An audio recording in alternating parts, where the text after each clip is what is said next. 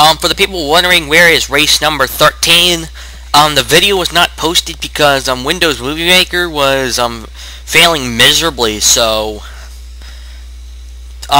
anyways, in that race there was nothing really dramatic except for a crash fest.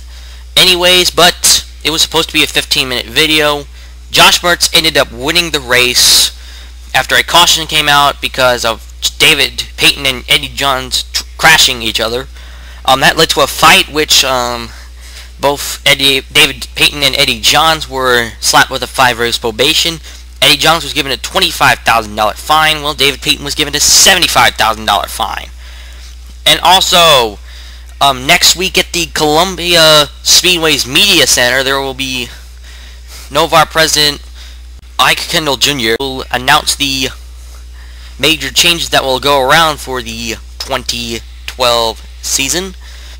Some of them we already may know that may happen, like the COT or the one driver per series rule, one series per driver rule, excuse me. But we will not know until that day, which will be on June 4th. So now, let's head over to Verizon Cup Series race number 14 of 30 minutes at the Camden Speedpark in Camden, South Carolina. Don Sporer going to number 15 at Chandler Blake. Blake, he will lead the field of 42 to the green flag with Mark McGill on his outside, Ryan Pearson in third, and then Walter Green in fourth.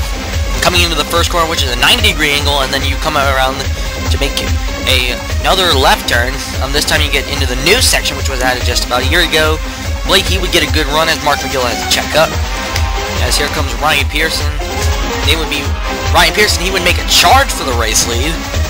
As here he comes. As you're going to watch the 15, he's going to overrun and get into the sand pit there, and then that's going to put the 04 right up to the lead. Ryan Pearson, he will shut the door and then lead the first lap, and from this point on, he would run away with it. However, he would have to pit on lap 26. He pitted in lap 21 earlier, but nothing really dramatic happening. Although we had some minor crashes, but I'm not going to really show you all of them because they'll take up time. Pearson, he would pit, and here is Alan Kimmel in the 88 Budweiser Chevrolet. Budweiser, it is confirmed that Budweiser will run here in Columbia Speedway, but we don't know the other 3 races that will run, but they'll say that 3 races will be run in the summer. So we are now going to be waiting for those, and then Sean McDowell will run this car all summer long. And then after that, he'll run it back to his original white scheme, which will be that he uses regularly. As you see, Mike Hogan is right in front of him. Hogan is, I believe, on the lead lap, as McDowell is 36. Update on the Eddie Johns and David Peteyon rivalry. Eddie Johns, as of now, as of lap 30, he is running in 7th position. And he gets around that hairpin, and then Mike Hogan overruns it. Meanwhile, David Peteyon is running in 13th, so these two haven't really touched around a lot. But anyways, let's get back to the race lead. Normally, when you're the race leader, you're probably not going to be the one making all the mistakes, but Pearson would make 2 mistakes. First on lap, with just 10 laps to go, he would slide off and get into the sand pit, and then when he tries to merge back up to get back in the racing line, watch what he'll do. He'll go, jump over the hill, and then hit Carson Brooks, so that means that would slow down the 04 a lot. And that would cost him 10 seconds. And then this is on the final lap, as he comes around that hairpin, he would slow down.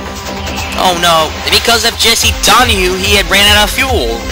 And then when Brian Dawson gets turned by Scott Johnson, this was also on the final lap. Dave Peteyon, Carson Brooks, David Scott, and then the second place man, Blake Tangana, gets caught up into it.